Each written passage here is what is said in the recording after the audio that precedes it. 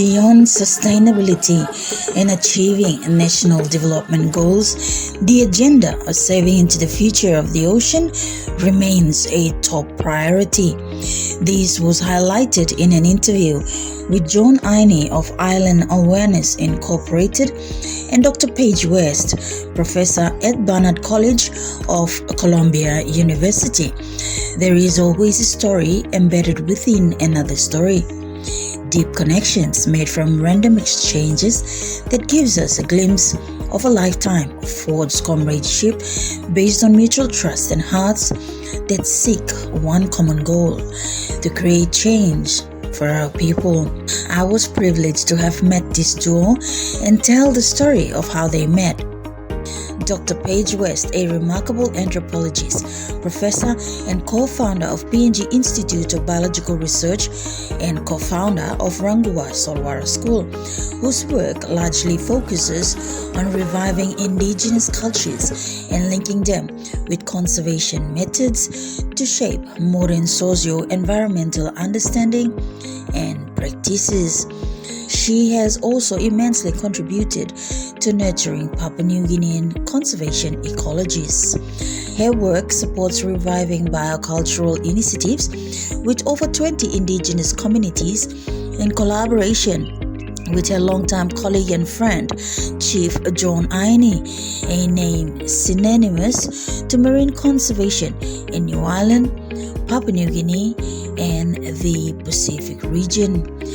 Here, we hear them talk about the importance of respecting local voices, local contexts, and research methods that is designed to suit the cultural landscape and traditional complexity of the province.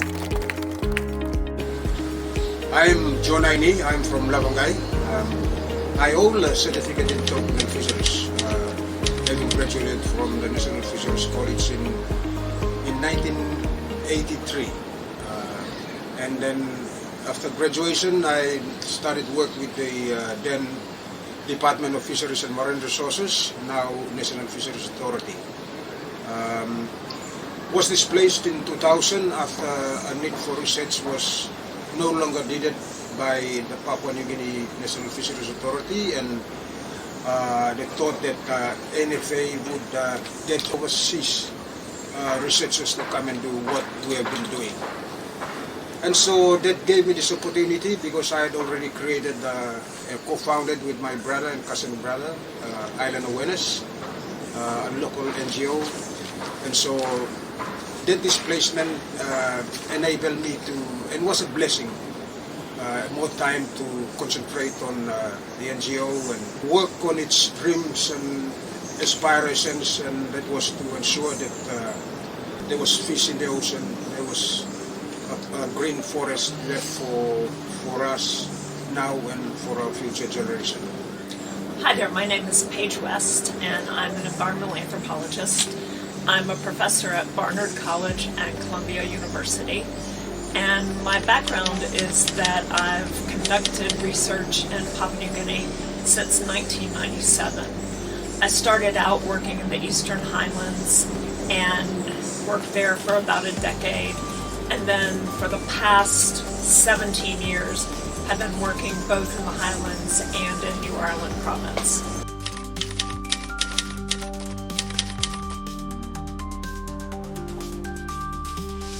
One of the things that I did in the Eastern Highlands was work with some collaborators from Papua New Guinea to found a thing called the Papua New Guinea Institute of Biological Research.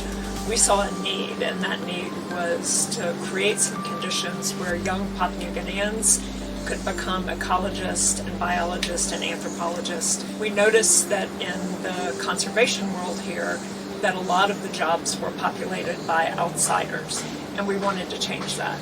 And so one of the things we did at that NGO was work with students from across the country to help them do their research for their honors degrees. And most of that research happened in the Highlands. We had a number of students in 2007 who wanted to come and work on marine environments, and so I came down on a kind of scouting exercise to find some places for our students to work. I was in the office of WCS one day, and someone from overseas who worked there pointed out this guy sitting in the parking lot, and he was wearing a lap, and he didn't have a shirt on, and he was chewing betel nut, smoking cigarettes, and she said to me, that's what's wrong with conservation in Papua New Guinea. These Papua New Guineans who just waste time and money. And I thought, well, that's interesting. And so I went outside and I met John Aini. And I noticed that he wasn't wasting time using local methodologies. What he was doing in sitting out in that parking lot was talking to every single person coming in with a boatload of fish. He was talking to every single person who was going out to fish. He was collecting data, and he was also talking to people from communities around the province, getting ready to go out to where they live and to listen to them. And so he was really someone who was doing research in an anthropological way, and I was intrigued, so I walked over to him and introduced myself. Yeah, and we started a conversation that continued since that time we met in 2007 up until now. Yeah. Appropriate, and because we had all these communities coming up to sell their taxes, and they were more flexible outside in an office space that would be tense and would not converse freely as conversing outside. And so we also had no coffee in the office, so betel nut was the alternative. So that's why we chose. And so we were collecting data that would assist us plan our road shows, and visit to the communities, and would also help us in a way that we were aware of the situation in some of the communities, background knowledge, then to discuss with them what needed to be done to bring back fish life onto the rivers.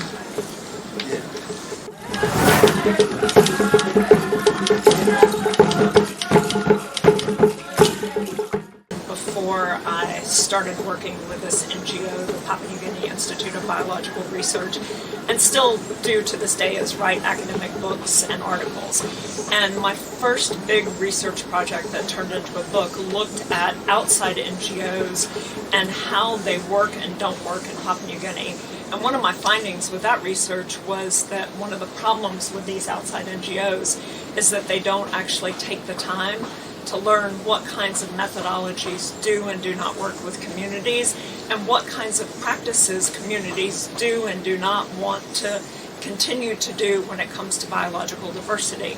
And what I saw in John with his team from Ailan's Awareness was an indigenous inherent critique of external conservation organizations through their daily practice. External organizations are beholden to external timelines, and those timelines don't work with understanding communities and partnering with communities.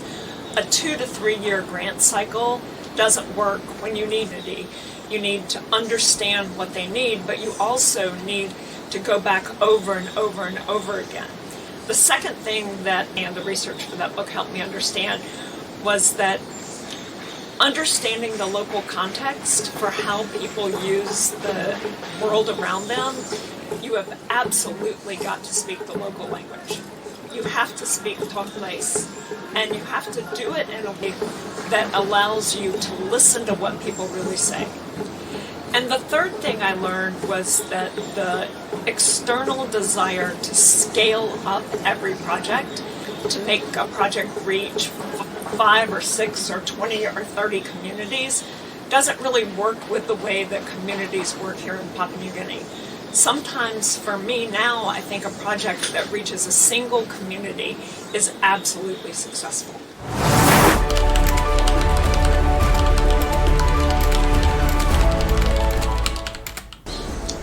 There are two sides to we deal with our custom and culture traditions.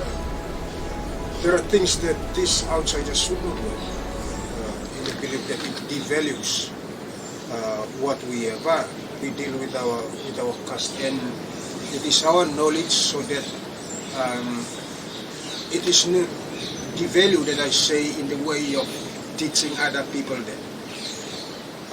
And there is a physical side. And so the boundaries should be drawn, that when it is our knowledge, so that spiritual side is ours and ours only.